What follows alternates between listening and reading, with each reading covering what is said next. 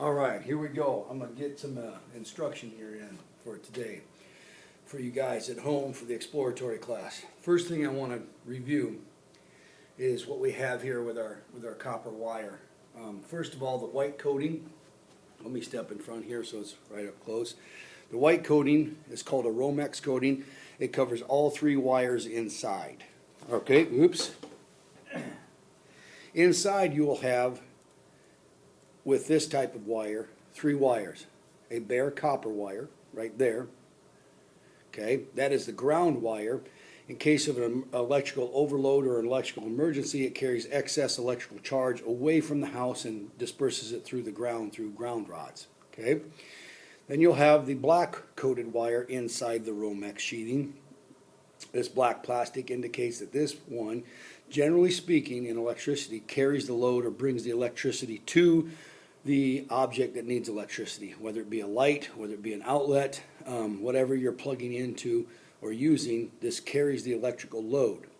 The white wire, generally speaking, does what we call complete the circuit. Okay, in order for the electricity to work, you have to complete the circuit. It has to have a place for the electrons not only to flow to, but to move away from and come back. Okay, so ground wire takes excessive electricity away in case of an electrical emergency. Black takes electricity to the device. White completes the circuit. In addition, what we have here is the gauge of a wire. This wire that we've been using mostly in class is 14 gauge. It is a specific size that relates to the diameter of the wire. A 12 gauge wire would be thicker. Okay? The other thing you need to understand is that 14 gauge wire will go with a 15 amp fuse at your circuit box, and 12 gauge wire will be paired with a 20 amp fuse at your circuit box. These two sizes of wire, 14 gauge and 12 gauge, are the most commonly used in a household. We have thicker wires for our clothes dryer, the stove and microwave and things like that. And the air conditioner unit has got a thicker wire, but your outlets, your lights and things like that are going to be 14 gauge and 12 gauge in your house. Okay, so that's that.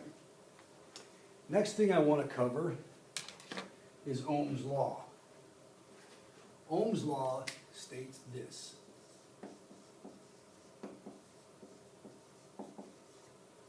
V equals I times R.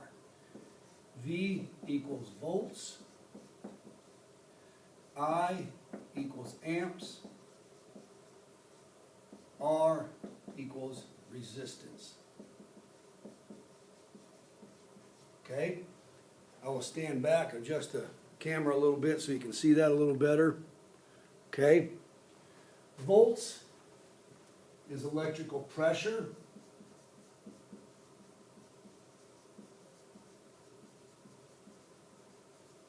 Amps is the current. I say amps is like the amount of electrons. E-1 is my symbol for electrons. You can zoom in on that. And resistance is anything that impedes the progress or it, gets in the way of the electron flow.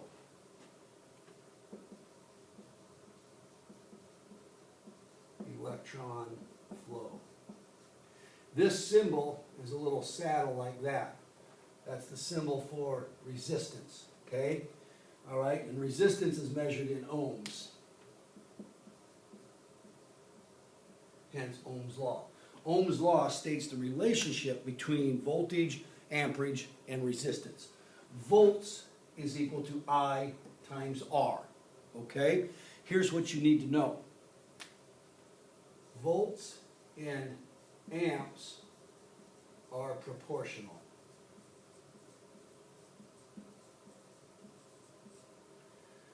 Volts and resistance are inverse. Okay? Volts and amps are proportional, meaning if volts goes up, amps has the ability to increase, and vice versa. If voltage increases, your resistance has to decrease. Okay? All right? Using this formula, we can apply it to pretty much anything that we're going to do here in terms of figuring out electrical circuits, electrical power, comes from this, okay? So that's a review of Ohm's laws. Next thing I'm going to do is provide you with a look at series and parallel circuits. I'm going to draw a series circuit first. These two lines indicate the positive and negative sides of your power source. Let's say it's a battery. This is the positive head, and this is the electricity flow from the positive to the negative. Conventional theory says the electrons flow from the positive to the negative. In fact, the opposite is technically true, but for conventional theory and teaching it, that's what we fall back on. Flows from the positive to the negative. This little symbol here means there's some sort of resistor in the way, okay? I'm going to put two resistors. And a resistor simply takes up electrons, okay, or takes up some electrical energy. A light is a resistor. An outlet is a resistor. Your microwave plugged in will become a resistor. So a resistor is not necessarily like a bad thing. It's just something that's in the line that is going to take up electrical power, okay? All right. So I'm going to put the symbol here as well as ohms, all right? A resistor will have a specified amount of ohms to it, and that's important for us to know. Let's say that this is 2 ohms, and this is 4 ohms here.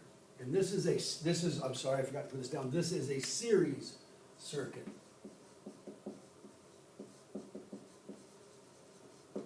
In a series circuit, the electrons have one and only one path to follow, okay? That's important to know.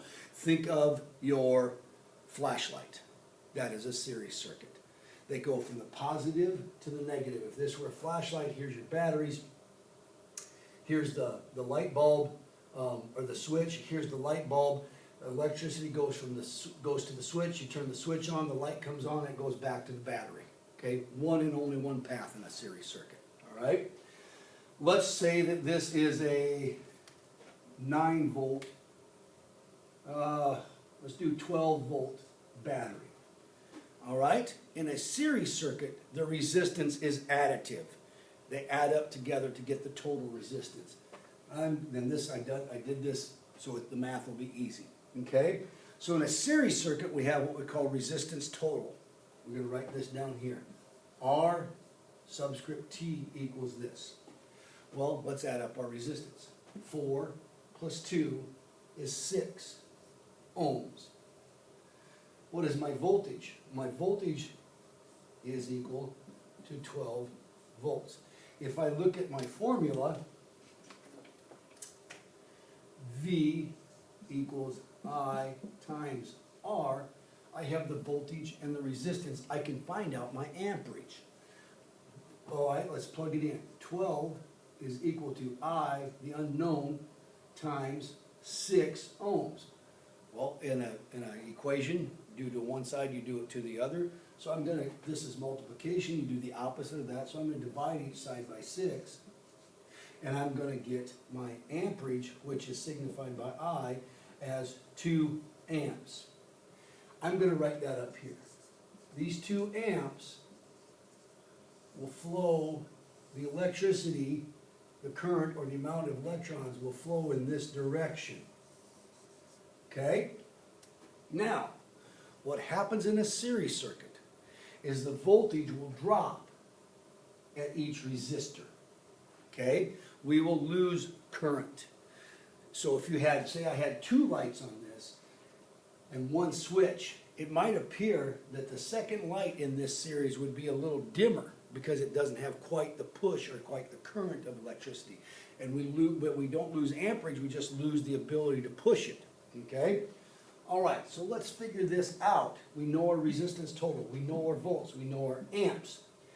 At each resistor, we have what is called voltage drop. We can figure that out. I'm going to go up here and use the same formula. we're gonna figure out what the voltage drop is. I know my amperage and I know my resistance, okay? So voltage is the unknown here. We're gonna figure out how much of the 12 volts we lost. We started with 12, we're gonna lose some. So let's go here and plug in our amperage, which is 2, and our resistance, which is 2. 2 times 2 is 4. We have lost 4 volts. Minus 4 volts at the first resistance. So we start with 12, we go to here, we lose 4. Minus 4, 8 travel along, 8 volts. Well, how much do you think we're going to lose at the second one? Let's do the math here at the second one.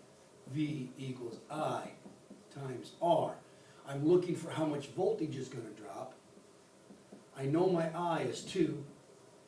I know my resistance is 4. 2 times 4 equals 8 volts. We have now lost another 8 volts. What's 8 plus 4? 12. Well, look at that.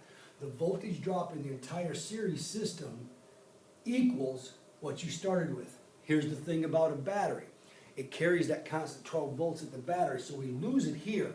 We lose it here, but as we come back here, we get recharged at the battery and it sends out the same 12 volts, only to lose them in the same pattern, okay? So in a series circuit, you have voltage drop.